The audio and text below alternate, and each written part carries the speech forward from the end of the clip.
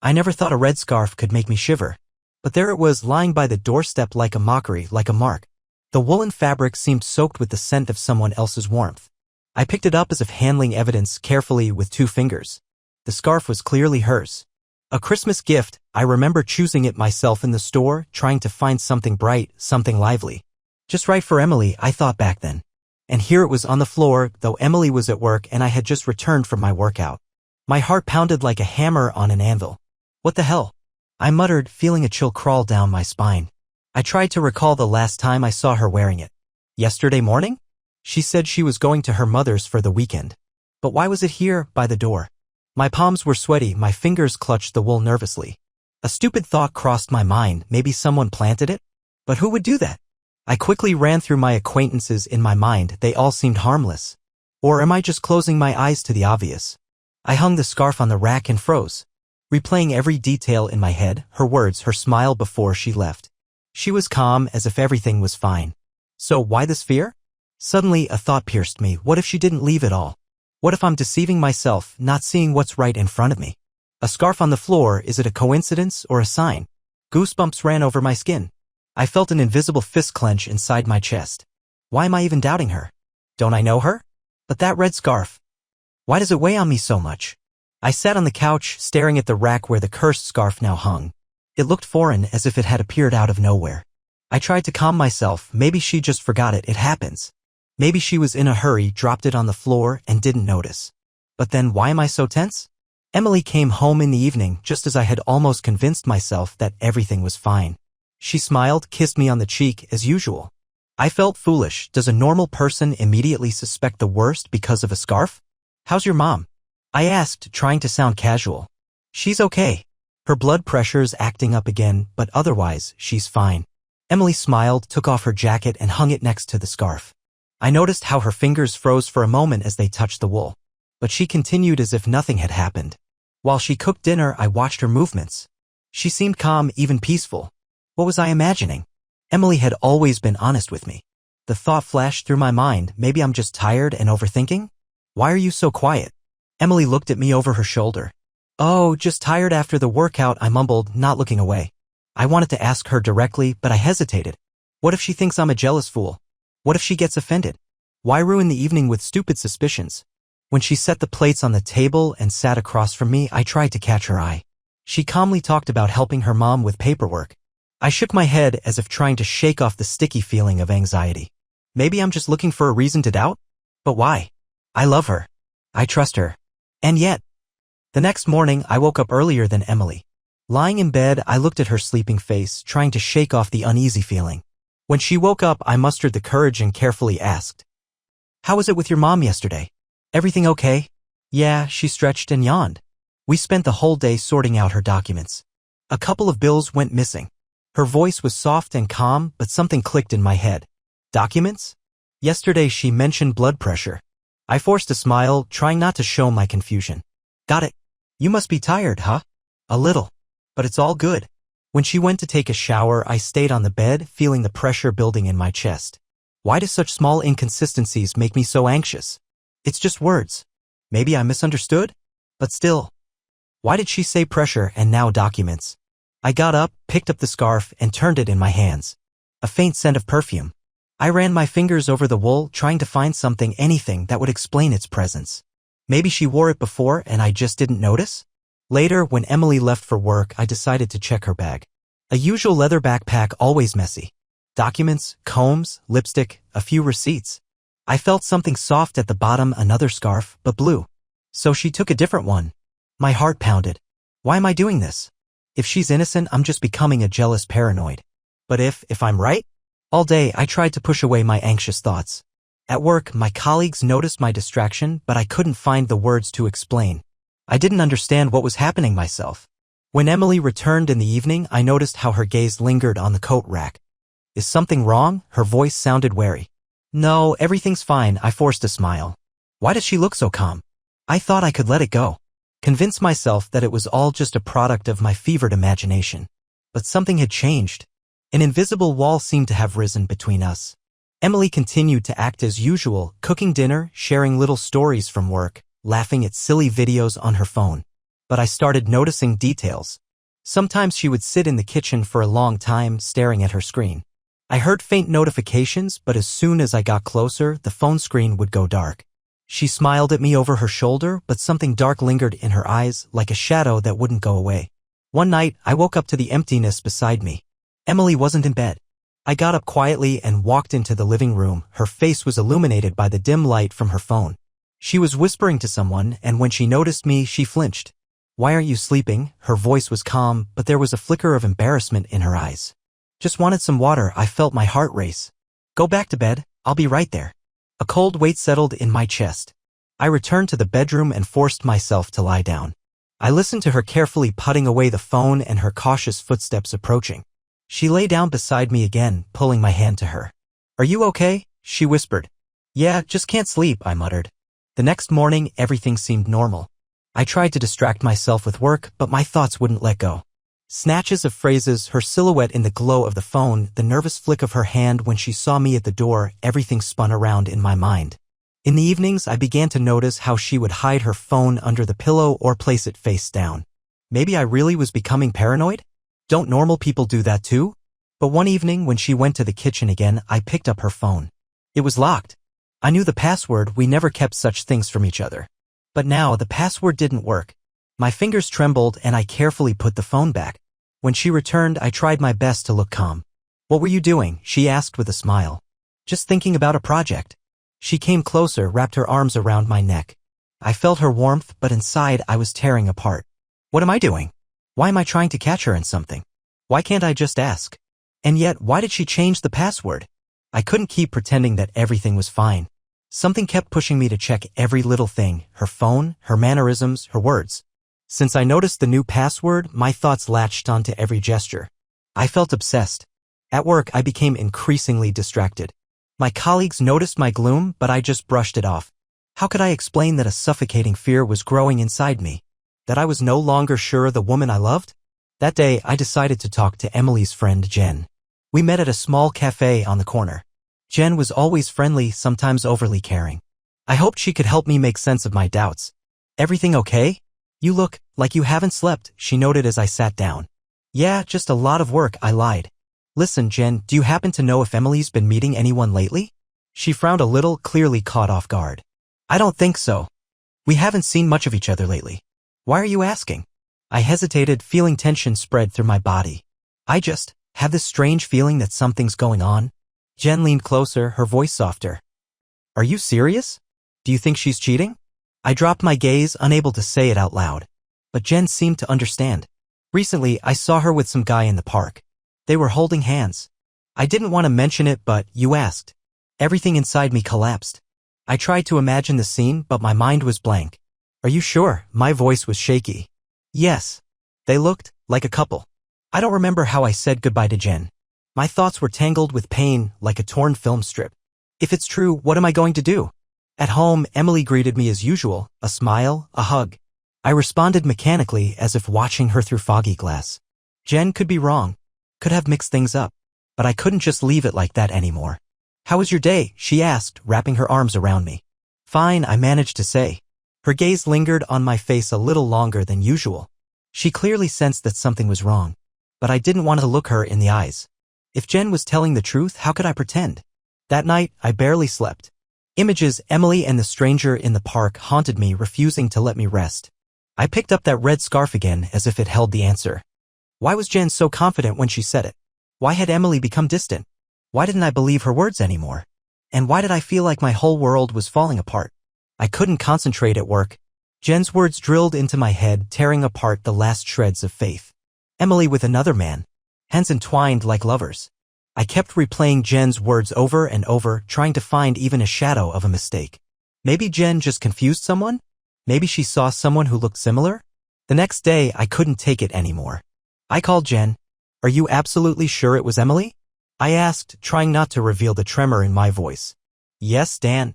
I wouldn't have said it if I wasn't sure. Her voice sounded soft but cold. "I know how much it hurts you, but it's better to know the truth." I hung up, feeling a cold sweat trickle down my back. I didn't know whom to believe. Jen had been Emily's friend for several years. Why would she lie? That evening, I decided to take action. When Emily said she was going to her mother's again, I followed her discreetly. My heart pounded so hard I was afraid I'd give myself away. She walked briskly through the park and I hid behind the trees like a criminal. She really did head to her mother's house. I stood in the shadows, watching her figure until she disappeared behind the door. Was I really losing my mind? But just as I was about to leave, I spotted Jen nearby. She stood on the corner watching the house. I approached her, unable to hide my surprise. "What are you doing here?" I asked. She flinched as if not expecting to see me. "I was just passing by. I wanted to check on Emily." Something didn't add up in her words. Passing by? At that very moment, I felt the fog in my head clearing, but the doubts still gnawed at me. "Are you sure you saw her with a man?" I repeated. "Yes. I even took a photo." She opened her phone and showed me the picture. Emily was indeed in it, but with a colleague from work, James, whom I knew. I stared at the photo, trying to understand what exactly I was looking at. They were just standing next to each other, their hands not touching. "Jen, they're not holding hands," I said, feeling anger rising inside me. "Really?" Maybe I was mistaken. She hesitated, as if questioning her own words for the first time. I looked at her intently, feeling a strange sensation growing inside me.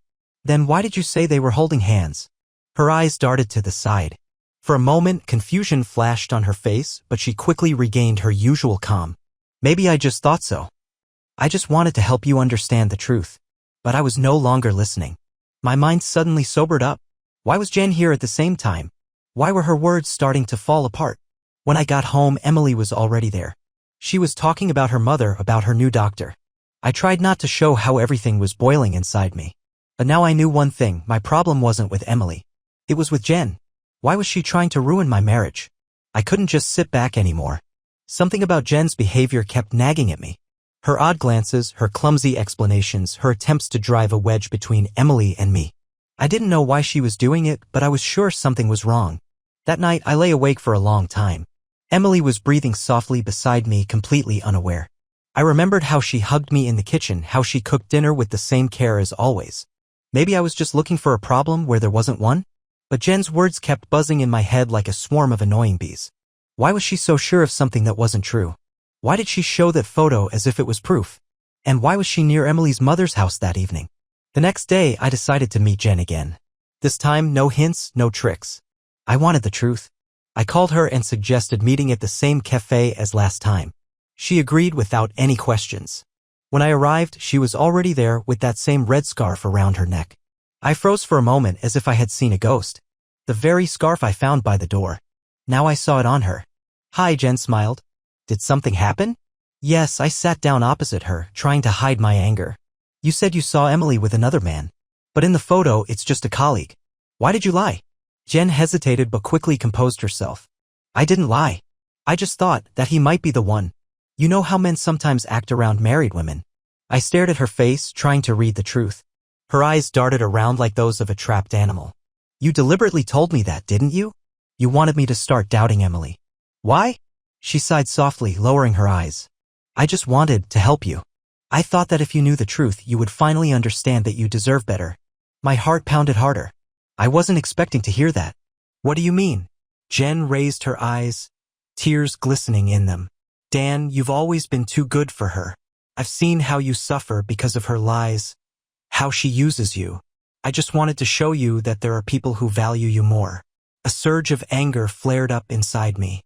"You tried to destroy my marriage because of your feelings? You deliberately set Emily up?" Her face turned pale. She opened her mouth to say something, but no words came out. I stood up, my hands trembling with tension. "Don't ever interfere in our lives again." When I left the cafe, my legs felt weak. All this time, I had been blinded by suspicion while Jen subtly pushed me to the edge. She used my anxiety to undermine my trust in Emily. I glanced back over my shoulder. Jen was still sitting there, staring at the table. The red scarf slipped from her shoulders onto her lap, like a symbol of her deception. Now I knew the truth. But how was I supposed to tell Emily? I sat in the car outside the cafe for a long time, trying to process everything I had just learned. How could I have allowed myself to doubt Emily? Why did I trust Jen without even checking her words? My anger at myself mixed with the bitterness of betrayal. When I returned home, Emily greeted me with her usual smile, but I noticed how her eyes narrowed slightly, as if sensing my tension. "Are you okay?" she asked cautiously. "Yeah, just a tough day." She nodded and went to the kitchen, leaving me alone with my thoughts. I sat on the couch and stared at the red scarf still hanging on the coat rack. Now that I knew the truth, I saw it differently. Not as a symbol of infidelity, but as evidence of manipulation. I remembered how Jen admitted that she wanted to be with me. She tried to ruin our marriage by planting false evidence and telling lies. But Emily, she knew nothing. She just lived, loved me, while I secretly tormented myself with doubts. I gathered my strength and went to the kitchen. Emily was making coffee, lost in thought. I stood next to her and quietly said, "We need to talk." She looked up, and I saw her smile slowly fade. Did something happen? I took a deep breath, gathering my thoughts. I've been acting strange lately. I suspected you of things that weren't true. Emily frowned, putting down the cup. "What do you mean?" "I thought you were lying to me. I saw your red scarf by the door, even though you said you were at your mom's. Then Jen said she saw you with another man. I believed her." Emily shook her head, clearly not understanding. "Another man? Dan, what are you talking about?" "Jen. She showed me a photo, but it was just your colleague. I didn't check right away, I just took her words as truth. And all this time, I doubted you." Emily slowly approached me, her eyes full of confusion and hurt. "You thought I was cheating on you?" "Yes." I lowered my head, feeling shame tightening my throat. "And Jen kept trying to make me believe it. She admitted it herself. She wanted me to leave you." Emily slowly sat down on a chair, as if she couldn't believe what she was hearing. "Jen? She's my friend. Why would she do that?" "Because she's in love with me. She left your scarf at the door to make me think you were with someone else. She kept feeding me stories about your meetings with another man." Emily covered her face with her hands, trying not to cry. I moved closer and hugged her, feeling her shoulders shake. "I'm sorry. I was a fool. I let someone else's words destroy our closeness." She didn't respond, just hugged me tighter. I knew that the trust one had broken wouldn't be restored right away. But now I understood one thing. Neither Jen nor anyone else would threaten our love again. I kissed her hair, trying to forget how easily I had fallen for someone else's manipulation. The scarf on the rack now seemed just like an ordinary object. Nothing special, no hint of suspicion. But the thought of Jen didn't leave my mind. What should I do about her betrayal? A few days passed. Emily tried to act as usual, but I could see that her smile wasn't as sincere as before. We didn't talk about what happened, as if silence could erase the pain. I tried to surround her with care, helped around the house, suggested a dinner out. But each time she found a reason to decline. I understood. What I had done couldn't be fixed with a few kind words. I had allowed myself to doubt the most devoted woman in my life. Because of my fears, I had hurt her. At work, messages from Jen kept popping up on my phone. She kept saying she never meant to hurt me, that she was just worried about me. I didn't respond. I couldn't trust her anymore. One night, just as I was drifting off to sleep, Emily suddenly spoke. "Did you really think I could do that?" I opened my eyes and turned to her. She was lying on her back, staring at the ceiling. Her face looked calm, but her voice sounded distant. "I don't know. I was foolish." Jen spoke so convincingly, and I got scared. "Scared of what?" She turned her head toward me, her eyes reflecting the dim glow of the street lamp. "Of losing you." Emily remained silent for a long time, as if she was processing my words. "Dan, if we ever have problems, I'll tell you directly. I don't want to live in a house where suspicion replaces trust." I nodded, not knowing how to find the right words. "I know. I was wrong. Sometimes it just feels like everything's too good to be true." She turned toward me and touched my hand. "I don't want your fears to tear us apart. If you have doubts, talk to me. Don't look for answers from other people, especially from those who are jealous." I sighed, feeling the sting of her words. "I've cut Jen off. I don't want to see her anymore." "That's right. But it's not just about her. You let her drive a wedge between us. If you had just come to me and asked." I closed my eyes, realizing how true her words were. I was afraid of the truth, so I looked for it in Jen's words instead of my own wife's eyes. The next day, I deleted all of Jen's contacts, blocked her messages. I didn't need that false support anymore. But the memories still haunted me. I thought about how easily trust can be broken. That evening, I brought home her favorite pastries and placed them silently on the table. Emily smirked, glancing at me. Is this a bribe? It's an attempt to show I realized my stupidity. She took one of the pastries, bit off a small piece, and nodded. Sometimes you can be incredibly suspicious, you know? Yeah, but I promised to learn to trust you. She smiled again, and I felt that the small crack in her heart was beginning to heal. But I knew there was still a long way to go. And yet, why did I allow myself to doubt Emily? Maybe it was my own fear that I wasn't good enough for her? A week passed. Emily and I were slowly reconnecting. I no longer asked her about past meetings, didn't look for hints of betrayal. I just tried to be there, showing her that I trusted her. But the guilt still gnawed at me. I kept reflecting on my actions, how easily I had let fear take over. How I had allowed someone I considered a friend to nearly destroy my world. One evening, while Emily was at her mother's, I accidentally ran into Jen on the street. She was standing by the supermarket entrance wearing that same red scarf. Seeing me, she approached as if nothing had happened. Dan, you know I just wanted to help, right? She started feigning sadness. Help destroy my family? I couldn't hold back a bitter smile. You were so miserable. I just thought that if you knew the truth, you'd feel better. The truth? I looked into her eyes. The truth is, you tried to manipulate me. You wanted to ruin my marriage because you couldn't accept that I chose Emily. Jen lowered her eyes. You don't understand. I love you. Love doesn't destroy lives. Love doesn't turn people into puppets. You knew exactly what you were doing, Jen. You lied to me, planted evidence to make me turn against Emily. She doesn't appreciate you. Her voice broke. You deserve better. I could make you happy. Happiness doesn't come from lies. I fell silent, feeling a sense of clarity settle within me. I love Emily, and I won't let you interfere in our lives anymore. She stood there silently as if she couldn't believe I was saying these words. I turned away and walked off, feeling the tension finally leaving my body. But one question kept circling in my mind: why did I ever let Jen get this far? When I returned home, Emily was already there. She greeted me with a warm smile, as if sensing that something had changed. How's your mom? I asked, kissing her on the forehead. She's good. She's happy we're spending evenings together again. We sat down on the couch and I wrapped my arms around her, feeling a comforting warmth spread through my chest. I knew that the bitterness of my mistakes would linger for a while. But most importantly, I realized that trust cannot be replaced by someone else's words. You know, I whispered, I will never again let doubts destroy us. I believe you, Dan, Emily murmured, snuggling closer. And at that moment, I knew I had made the right choice. I had let go of my fears and embraced the truth, the real one, not the one forced upon me. The red scarf no longer seemed like a symbol of betrayal. Now it reminded me of how easily fear can make you lose what truly matters.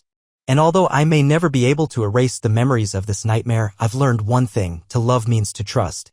Even when it's scary. Even when it feels like everything is falling apart. Emily quietly fell asleep on my shoulder, and I stared out the window, thinking, how good it feels just to be close to the one you love without the fear of losing them.